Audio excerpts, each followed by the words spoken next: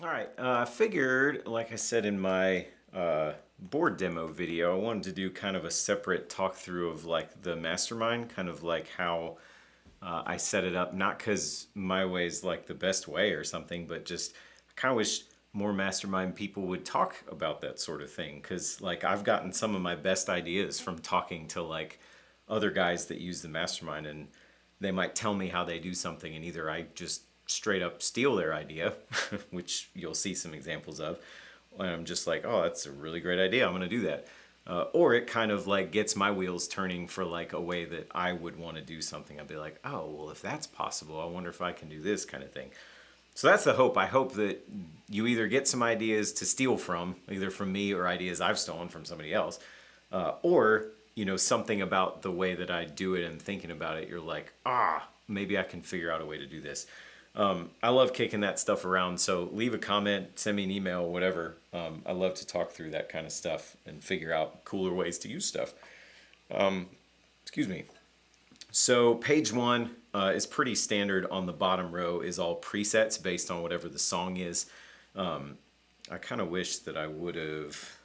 I wonder if I can pick a different set list. That looks like it might be a set list. Yeah, there we go. So there's a set list that's got two presets in it, and so I just have it set to where all of the oh, there's one with 4. That's better. So I'll have it set to where green is what happens when to show me the selected one. I like purple, so all the deselected ones are purple, so I can see what preset I'm on. And then if there's a secondary preset on one of these, it'll turn, I don't think there is in this song, it'll turn yellow, and that's just, you can obviously change all that stuff. And then what I've got on the top row, pretty standard. This is kind of a mute unmute thing to where my signal just turns off. The tuner's set up out of the tuner out. The input 2 was turned into a tuner out, so you can pretty easily get to. The tuner can see the signal whether it's on or off. I have this set up to go, if I press and hold it, to a preset that's just called strum, which is just a room reverb and literally nothing else. No compressor. That should be a word. No compression, no gain, nothing, no delay, whatever. It's just, if I find myself suddenly needing to like drive the ship somewhere and strum along, I can easily get to that. Like if there's no acoustic in the band or something like that. That works good for me. This one here is set up as kind of a like set list, because I'll use set lists all the time, and so this one is like set list down. This goes down kind of back toward the top of the set list to whatever.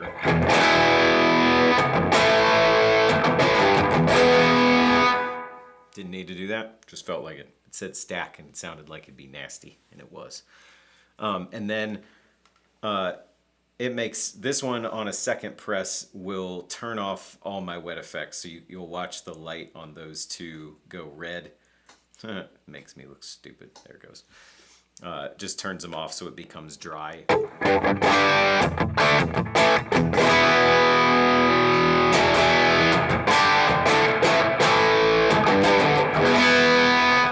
Getting carried away. So that's what that does. And then this one right here only has a single press, I think, at the moment. And what that does is change the reverb to an ambient preset, which is an idea I stole from a friend. So that if you're trying to make a transition between songs, it can be really nice to kind of hit the last chord of your song, change your reverb to this super long-tailed thing, and then you have like all the time in the world to change things. So let's say I just hit the last chord in the song.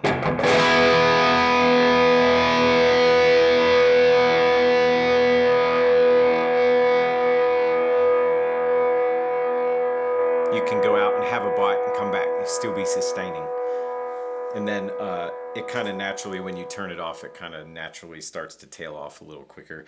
But it's nice to be able to hit that chord, roll the volume off, then I can make preset changes, whatever I need, like kind of cue up next things. I can do something else physically with my hands if I want to, and that'll just kind of ring out nicely over a gap, that's been really good. I don't actually remember if this, oh boy, I don't even know what I did there. I did a press and hold there, and I don't actually even know what that accomplished. So let me see if I can get back to, I don't even know what, those are set list buttons. That's fine. All right, so that's the first page. And then this external switch serves a couple functions. The top one is always going to go up to the next page of buttons that I have.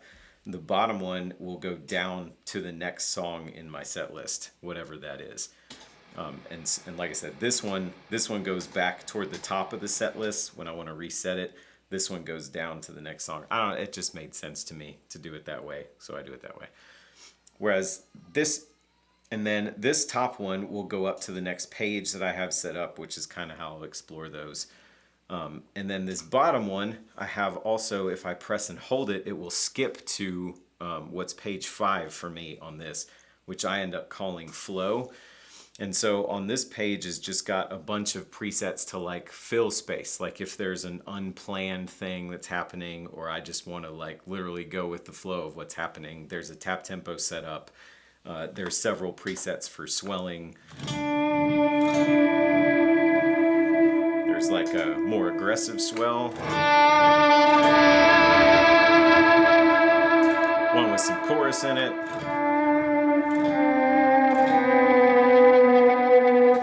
It's kind of an ambient thing. I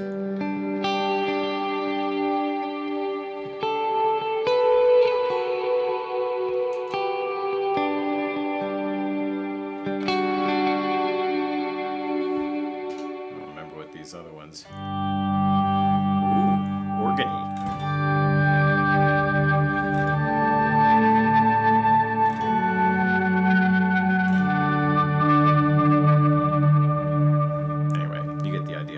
And then another long press on this will take me back to the first page again, which is good.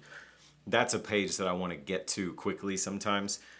And then the other page I want to quickly get to is my second page, which is just like similar idea. It's like making on the fly changes to things. And that's mainly if I'm like setting up presets for something, I like to be able to get to some place where I can get to the things I change the most often. Like this whole top row is like a set of gain cycle buttons that will cycle through different reverb presets. So like in my demo video, I kind of step through all of them, but like, oh, I'm still on this weird organ thing. Actually, this is a great use for this to kind of get down to a baseline kind of strum preset.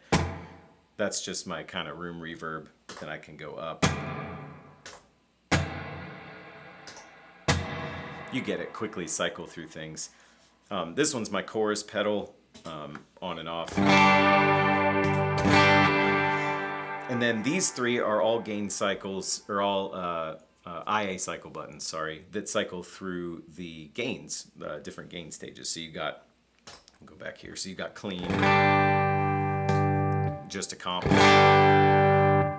kind of Icarus, which I don't really use stage 1 by itself all the time, but I do sometimes. Tumness.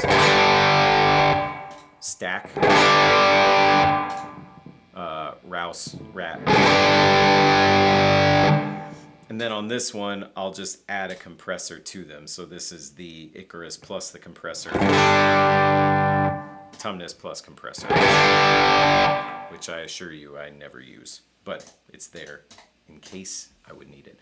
So if one of these is on and you hit the other one, it turns any one of them off. It's just getting to the first position. And I remember where they all are, and the lights kind of make sense to me.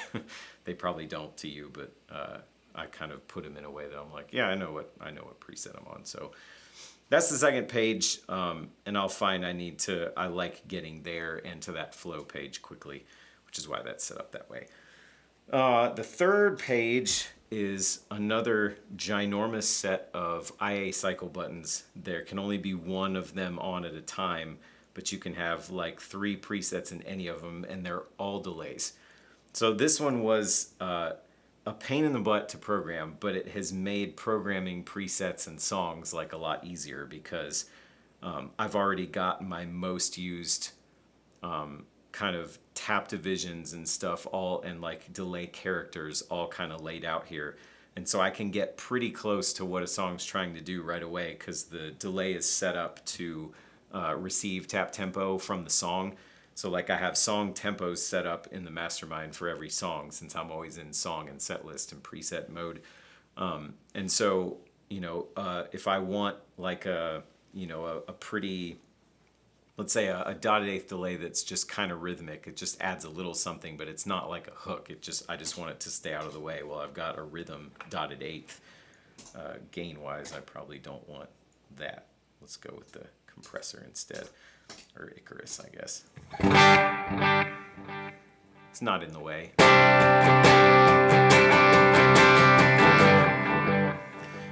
But then let's say I want like an aggressive one, but I only want one repeat.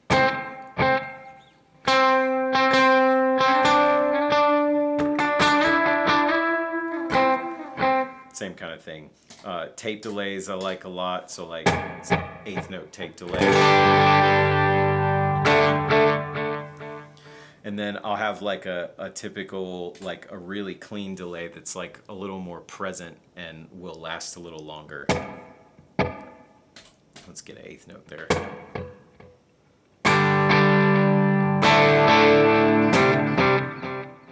I'll use that kind of thing all the time. And then I've got some set up that are more rhythmic. I've got like a dotted into a quarter set up here. I've got like a some other weird one.